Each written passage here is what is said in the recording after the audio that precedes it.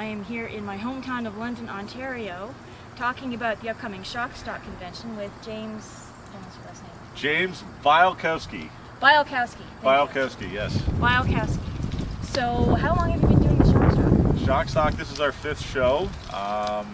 We only do one a year. Kind of came off as an extension of, at the time, nobody was doing shows like this in the area. Nope, you're right. You know, there was one in Toronto, but it was part of another big comic book show. So we decided to try it in Canada's most conservative town and try our luck with it. And you know, we've been going ever since. Mm-hmm. Yeah. And how long did it take to come together for the first one? The first one, we actually managed to pull it together in about 4 months. We did not. Yeah, and it kind of showed. We had some problems with the venue. We were going to do it at one place, and then once they found out the type of show they were, they canceled the contract, so we had to scramble to find a new venue, and then that made us lose some guests because they were only available on certain days. Yeah. Not. Yeah, that'll happen.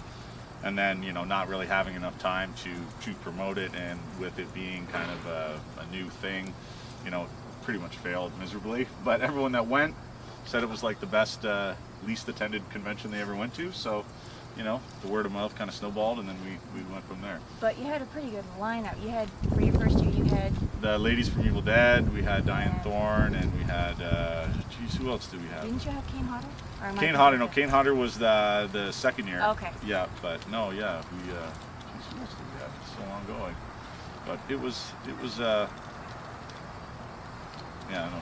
We've got a good lineup. It's a good lineup. Got a good lineup this year, though. We've got Tony Todd. Tony Todd, yeah, he came in. We've seen him on the road quite a bit. We've heard he's going to be a wild man, so we're excited to be hanging with him for 3 days. Oh, he's fabulous. Sure. He is so fan friendly. Yeah, well, that's good. That's good. I think my wife's going to be working with him, so. Oh, good. Yeah. Yeah. Watch her. Watch her? Oh, that's good. Watch her. No, this year it's been really, it's the first year it's kind of been on cruise control. You know, the vendor table sold out, you know, really easily. Fantastic. We didn't have to shake people down or do anything. Awesome. And people are coming to us now, and we're like a legit thing, you know, a legit show. There was a moment last year I remember like sitting back looking around, and it was kind of just, you know, its own entity.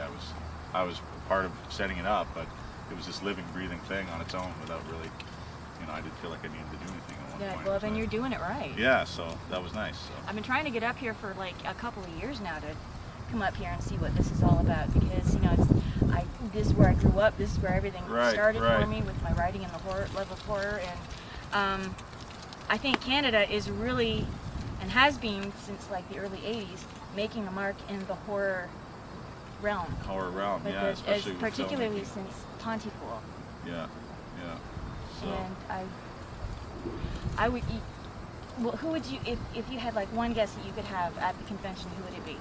Oh, like a dream guest? Yeah, like a dream guest. Jeez, you know, I've been lucky. I've had a lot of those already. But anyone like from the Italian, I'm really like a mark for the Italian type of horror stuff. So I mean, like, you know, I'd maybe like a Dario Argento or somebody like that, or his daughter. Asia Argento. Yeah, Asia Argento or somebody like that. We always try to bring in one European guest every year. This year it's Giovanni Liberto Radis, also known as John Morgan. He's from a lot of the cannibal films, Lucio Fulci films, things like that. So yeah, I've seen him a time yeah, yeah, and you know, he's the type of guest that, you know, he's not going to be like Tony Todd, where he's got like a steady line, but the fans that will meet him will come and get like 25 posters done or everything else like that, because they're really like kind of more the rabid, kind of hardcore type of vibe. So yep. You know, that's the kind of thing. I always try to bring in a lady too, or somebody. You know, we like to have Shockstock. Sorry, Jake, but we like to have the most ladies possible at the convention. I want to have the most girls we can, right? I am so down with that. From the volunteers and everything, right? All the way up. Yep. Let's make it ladies as far as I can see. I don't mind that. And what was the idea? Like you said, you wanted to bring something closer to home to London. Right. What's something that you want the guests to come away with after the weekend is over? Well, yeah, they've consistently, they always think London is like, you know, they've never seen any place like it. They're blown away by how clean it is, how friendly the people are. The city's big enough to hold something like this, and the logic, you know, doing it in London, not only is it cheaper from a financial standpoint, but, you know, it's kind of like I don't know if I can say it's a fuck you to Toronto, maybe, because we're like, you know, if we think the show's good enough that you should travel, right? And, you know, that's what we get a lot of complaints from people from Toronto. It's like, oh, I'd go, but London's so far away. And it's just like, okay, whatever. I don't get it, but whatever. So then we have it in Toronto, and now people are coming up. We get more people up from the States and things than usually from Toronto, but it's kind of There's no such thing as too far for a horror film. Yeah, that's what I mean. I drove 9 hours to meet the Lost Boys. Yeah, exactly. Yeah, exactly. So, you know, I do the same thing, you know, drive 5-6 hours for shows in 12 hours. But, you know, everyone has different ideas of what they want to do. But, you know, that was part of it. If we could do it in a conservative town like London, let's try it. And so far we've been lucky. And what's your favorite kind of horror film? Because I noticed some of you guys are more from the vintage, retro, grindhousey kind of era. Yeah, definitely. That's. I don't like to put a label on it. Like Shock Stock is like a horror and exploitation, kind of like a drive-in type of show. We like to do things with the 16mm film. We kind of came from a film background, Jake and myself, and so yeah, that's the type of guest we kind of focus on. Nothing against a lot of the newer stars, but me personally, I don't really watch those films as much because they're either all remakes or they don't really do it as much for me as a lot of the other ones. Is there are anything that came out recently that's really kind of blown you away? No, you know what? Just mostly television. Like a lot of the way the horror TVs I find is more consistently. Like I'm really into Hannibal and things like that. Like I think that's one of the greatest shows. You watched The Walking Dead? Yes, I watched The Walking Dead. Yeah, you know, unfortunately I'm so. Like Norman Reedus, would that be cool? Yeah, we thought about that. There's a lot of politics involved in the convention scene. Unfortunately, he's a guest that comes with it. But he's a great guy. He's been amazing. Met my kids once or twice. But Walking Dead. The place would get mobbed. Yes, that's true. And you know, but I don't know. Maybe for the other comic book show we do, that would be a guest for that. Norman Reedus. But Shock Stock's kind of like it. This kind of low key.